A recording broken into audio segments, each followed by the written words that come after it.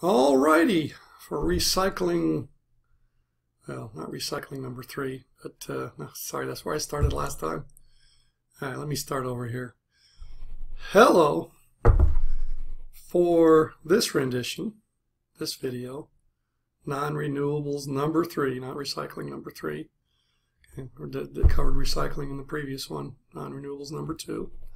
For number 3, we're going to talk about a potpourri of issues that impact non-renewable resources, in some cases just the energy non-renewable resources, because those aren't recyclable.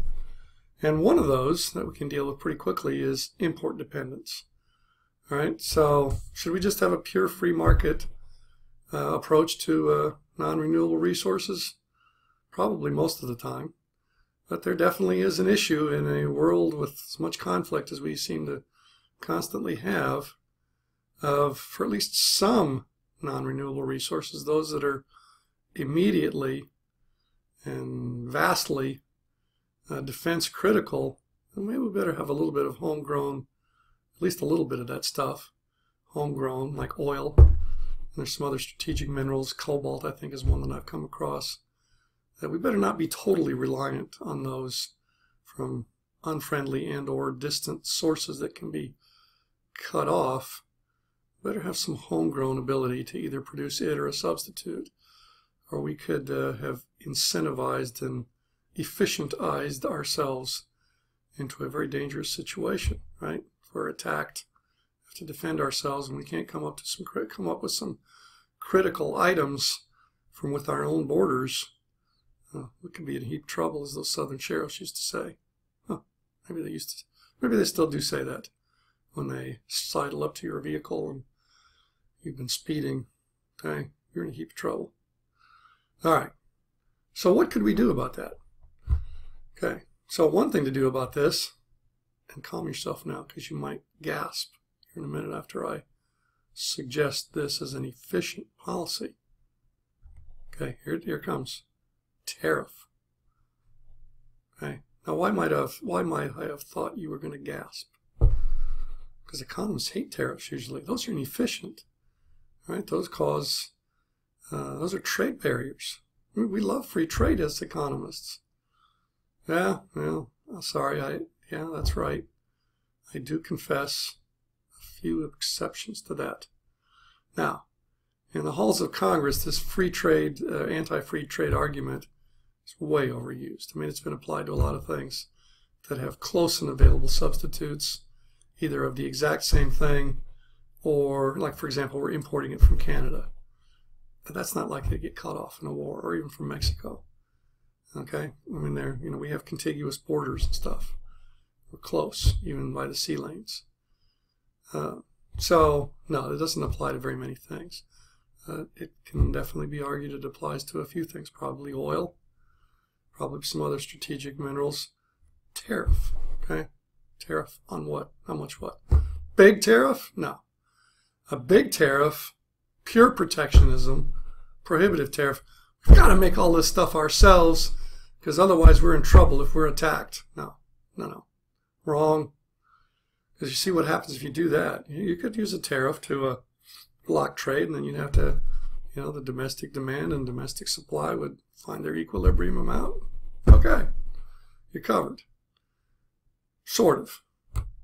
Except that domestic demand and supply could get more and more expensive over time because your marginal extraction cost, if you don't have very much or because it's just not that available, could start high and get higher. All right, so tariff. On what? Well, on the thing you're worried about not having if you're attacked, say like oil. Let's just use that example. Okay, so under this notion of a tariff to prevent against import dependence, okay, so you levy a small tariff. What does small mean exactly? Not very much. Maybe small is defined by the foreigners as not enough to make them mad. Okay, small enough so that they don't go to the WTO and complain or retaliate.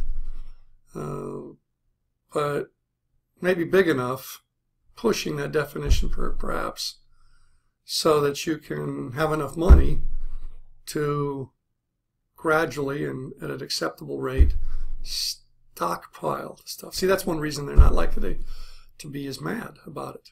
Right? The foreign sellers, the people that we trade with to buy oil. Okay, you put a little tariff on their oil. It's going to that'll raise the price that they can sell oil to us at. Okay, and they won't like that because that reduces the amount that we'll import from them. Right, that'll reduce their sales. Okay, and so that increase in price domestically then will expand our own domestic industry a little bit. So we won't drain ourselves as fast, right, to diminish this import, but we'll have some domestic producers of it. That's good. Okay, so our imports will diminish, the price will go up a little bit, and we'll have the revenue from the tariff, right, that we can use to buy the stuff from the people that have been selling it to us from abroad. Okay, so we spend the tariff revenue on them, so they're not as upset about it, and so then maybe a little bigger as a result. They're willing to accept. So we watch our backs first. So yeah, it's going to be a tariff, and so how big of a tariff? Big enough to stockpile it at an acceptable rate. Okay, I mean, we kind of know how stable the world is now. We kind of know if it's likely that we're going to be attacked. You know, we could be surprised, I guess. So, you know, and we don't know how soon it's going to be destabilized, if it ever is. So some reasonable rate at which we stockpile the resource and whatever tariff that it takes to finance that. All right, so I think that takes care of that little first item in the potpourri of this things that are relevant in natural resource markets at times. All right, so there's the energy market. So we're away from anything now that can be possibly recycled. You know, you burn the energy, so you know you can recycle some oil, but that's not the part that's used for energy, right? Lubricating oil, that kind of thing. Okay, but for most oil, or at least the part that we're most used to, gasoline, natural gas, petroleum-related products, right? Those are combusted. Those are dissipated into leftovers that cannot be in any meaningful sense recycled. All right, so just to remind you, the efficiency condition that we have is this: price equals marginal user cost plus marginal extraction cost, okay, from which it follows that the price in time period 1 will be marginal extraction cost plus the marginal user cost of the previous period increased by the discount or opportunity cost rate. You see, what has to happen in a resource market is that resources left in the ground have to grow in value at the same rate as resources taken out of the ground. Right? So what R might represent, a little r there, what it might represent is the rate of return on investment of resources taken out of the ground and turned into money. Okay? So the marginal user cost is going to increase over time, all things being equal, at the rate R. Okay, so the prices are going to increase over time as we deplete the non-renewable resource, and we can't recycle any of it, all things being equal over time. In other words, if we're not discovering any more of it or not changing our technologies. All right, so there's that. Okay, so now we're going to explore the things that can impact that. So if nothing happens and the resource quality is constant, okay, we would just expect a very slow increase, rate R, in the marginal user cost. So an even slower rate of it, because there's also another component to price, marginal extraction cost. So the price would increase by the marginal user cost share of the total marginal cost by rate R. Okay, so, but of course, if there's technology improvement, the price is going to get knocked down by that because that decreases the marginal extraction cost. Okay, and demand changes, that changes the price on the one end, and then some higher marginal user costs are tolerable and higher marginal extraction costs are tolerable.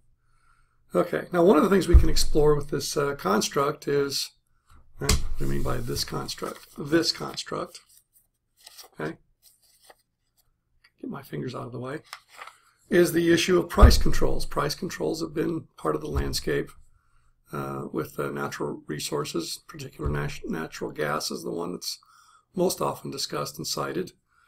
The the case of price controls for natural resources such as natural gas creates a partial exception to the things that we know about what price controls do.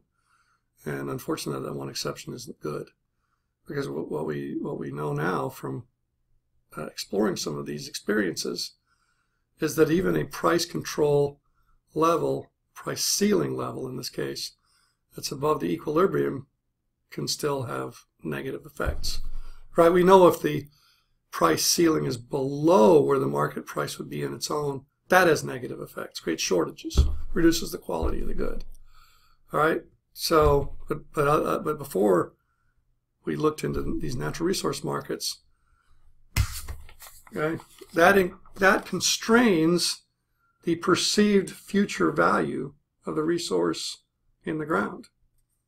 Okay, the fact that there's a price ceiling at all, anywhere, even above the price. Now, of course, if it's way, way above, no. You know, if the price is 5 and somebody, just for grins, I guess, passes a price ceiling law that says, well, we won't ever allow it to go above 100. I mean, you know, somebody said, hey, Merrifield, as a professor, you're never going to be paid more than $1 million a year. And I'd say, well, you want to pass a law like that? Okay, go ahead. Okay, I mean, that price ceiling is not going to affect. There's no chance that in my years before retirement that my salary is going to be above $1 million.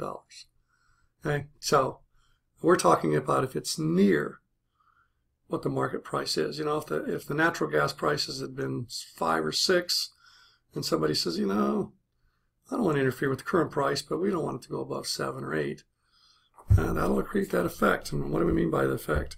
It shrinks the marginal user cost, the perceived value of it being left in the ground or taken out of the ground. So what happens is you use less overall as a result, but more immediately. And that's not good. That combination is bad, because that means you run out of profitably extractable resources before you have an alternative that costs the same amount as that marginal extraction cost for the current resource. There's a lot to extract out. Let me have a drink of water and I'll disentangle that in alphabet soup for you. You saw some of that in the natural resource one, where I held that graph up and it showed different trends in the price, right? And the graph ends when it does for that resource, and you move to another resource when the last increment of the resource has a marginal extraction cost. At what point the marginal user cost is 0, okay, when you reach the marginal cost of a substitute, some other resource.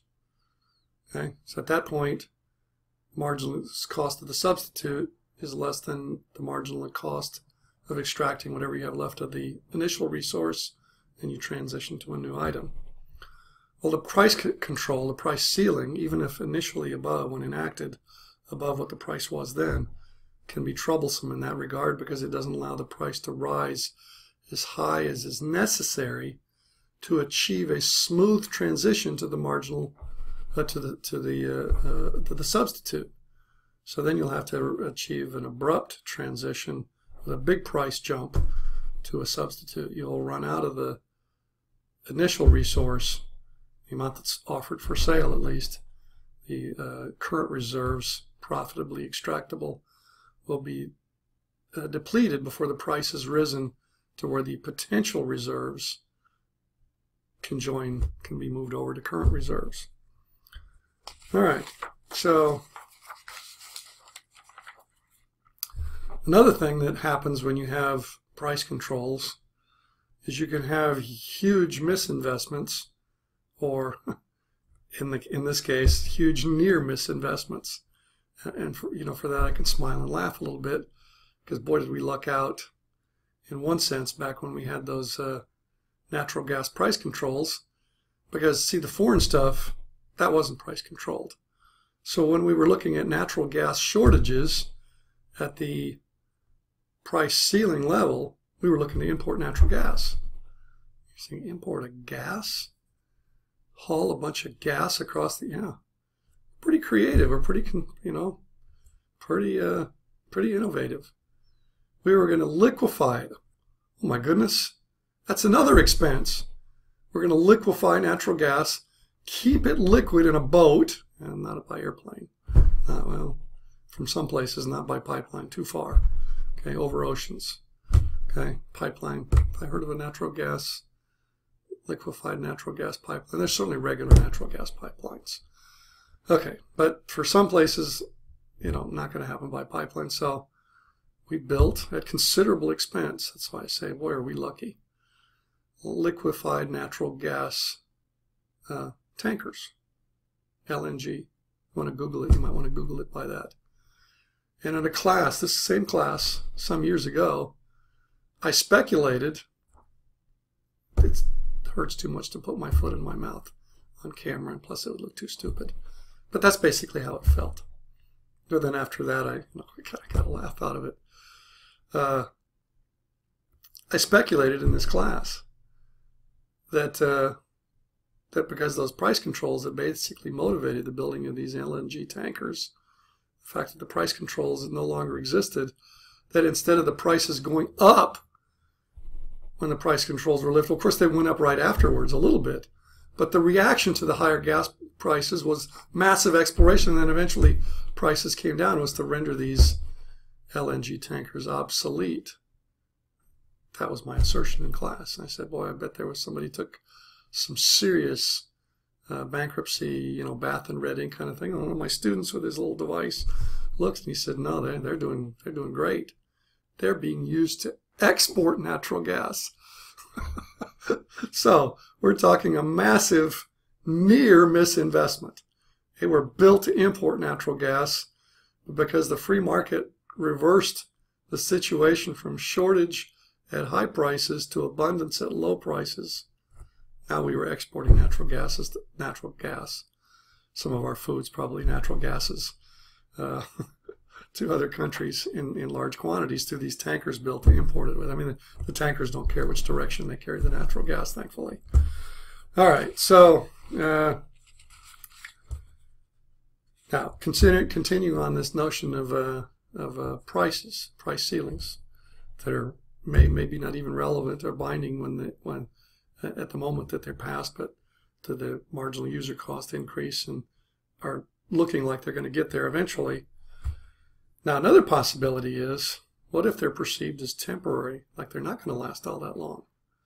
Okay, so not only do you have the shortages right now, but they get worse. Why do they get worse?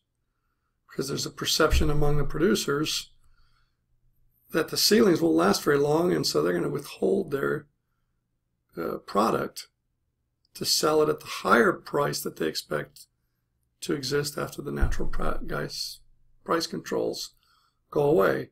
That the present value of the difference, again, sort of a user cost again, the difference between the price under control and what they think it'll jump up to after the control, at least for a while, is a further cost of extraction. So that'll further suppress the amount extracted at the current price. So not only is the shortage what it normally would be, right? And picture your supply and demand graph and draw a line below the equilibrium, QD minus QS shortage. Then picture on top of that a leftward shift of the supply. Okay, as a result of the expectation that these price controls won't last long.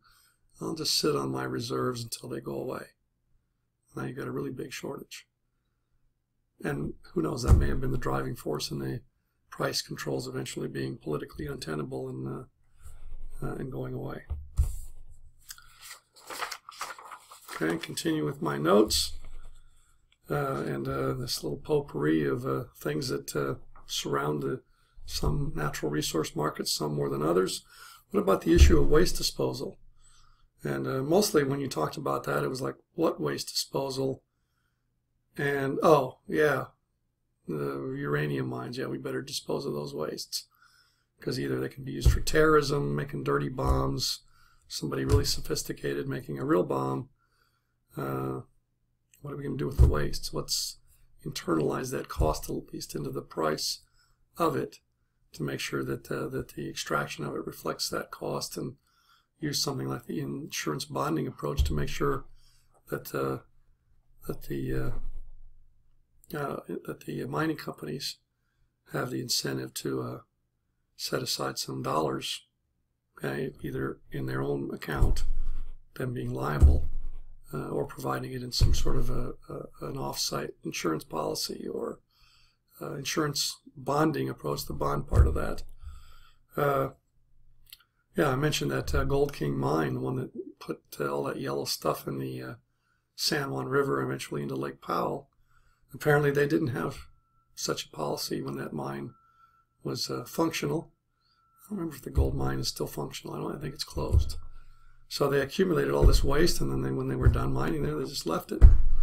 And over time it's become less stable, and I guess the EPA went up to check on it and became the destabilizing force, and out it went. So you see, we didn't demand that financial responsibility be in place. And so this externality that wasn't taken into account in the mining process became a nasty reality out there in the Four Corners part of the United States. Okay, but mostly, as I said, it's been mostly the nuclear. It's like, yeah, we've got to dispose of those waste. We can't just leave them sitting out there in the middle of nowhere where nobody will see them, because it could get into the water and terrorists could get it and all of that. So somehow we need to have the waste disposal, not just the air and water externality issues, the ongoing ones as part of the mining process, but also the leftover ones from the wastes be internalized to some market mechanism. Okay, what about the issue of power plant accidents? Sabotage, should that be part of what we make power plants liable for? What if it's just hysteria about being afraid of being not justified by any science, but just hysteria about certain things that could happen and people's reaction to that? People's reaction to anything is always real, even if it's not driven by perceptions that are grounded in reality. Oh, I don't have an easy answer other than back to Thomas Jefferson, is people need to be better informed, that we can't have a political and economic process driven by poorly informed people. That just makes it harder to have a high wealth generating process that is the free or mostly free market. Okay, so for example, with nuclear power, we passed the Price-Anderson Act, which limits the liability of nuclear power plants for damages as defined, which is probably further limits their liability to a certain amount. It's a lot. I think it's, last I looked, I don't know if it goes up with time, but the last time I looked it was in the hundreds of millions. But as you know from any one of these nuclear power plants, that when things happen, what people perceive there's like a dead zone all the way around. They think Chernobyl has happened, even though maybe one of the reactors melted down a little bit, but nothing has escaped. Okay, but that impacts property values, and are people entitled to compensation based on their ungrounded fears? Or maybe their fears are grounded in something that will still happen but hasn't happened yet. How do you compensate for that? Because you don't know if it's going to happen, but it might. Anyway, challenging questions, seeking answers from wise, innovative people, maybe like you. Okay, so well, just one more thing to say about that liability.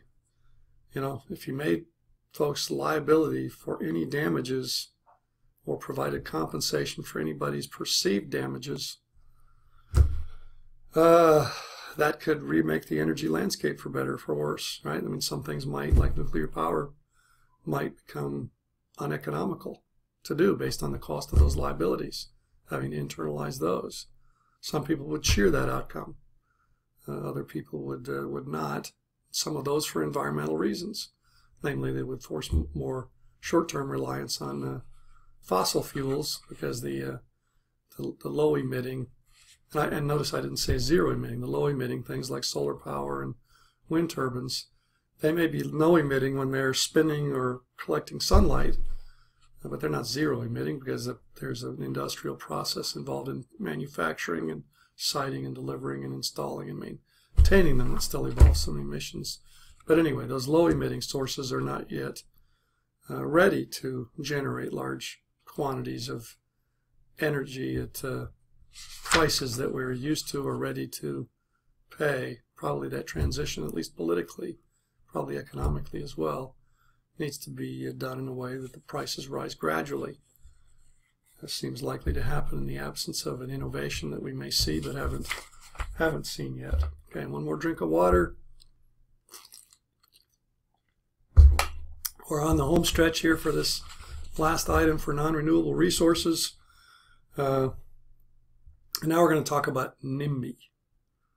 NIMBY, you say, is that a word in the English language? Sort of. It's an acronym.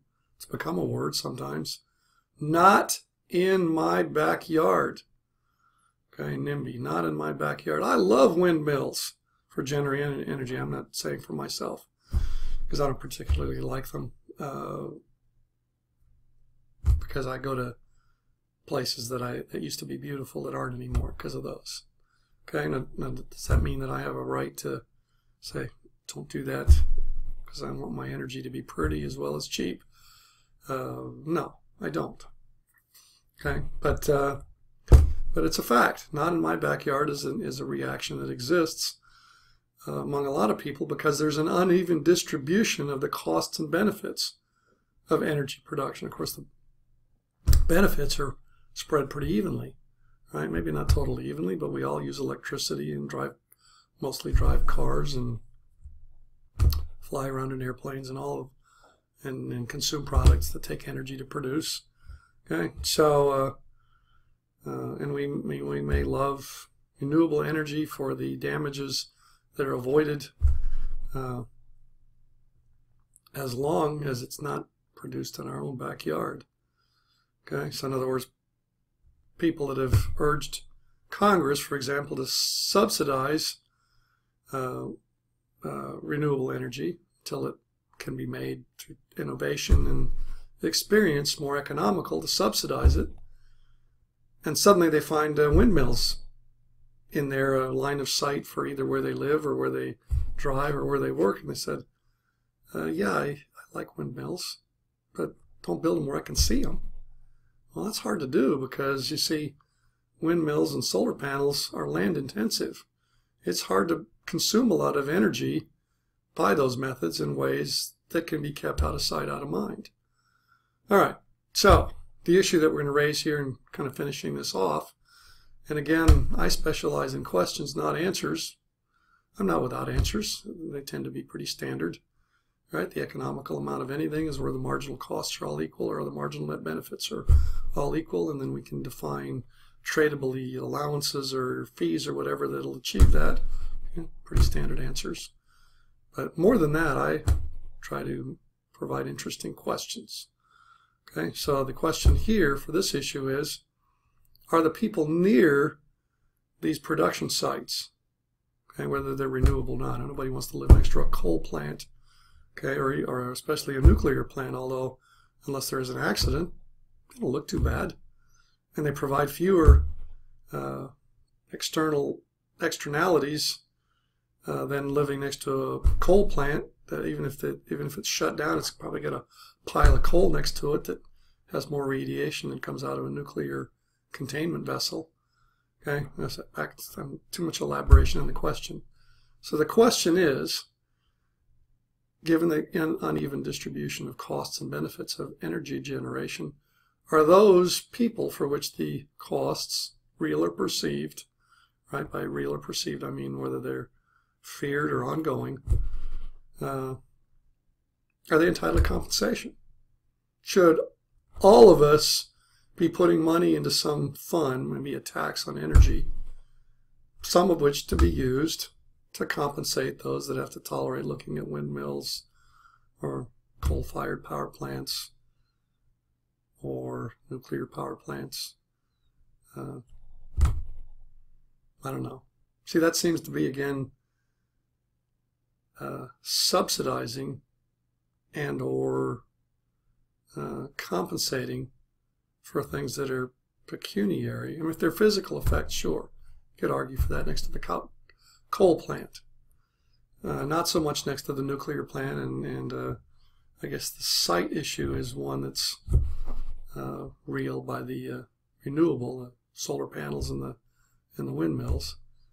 Okay, so can you justify a tax to, in part, finance compensation to those who wish that those windmills had been put somewhere else, that they could get the energy from them without seeing them?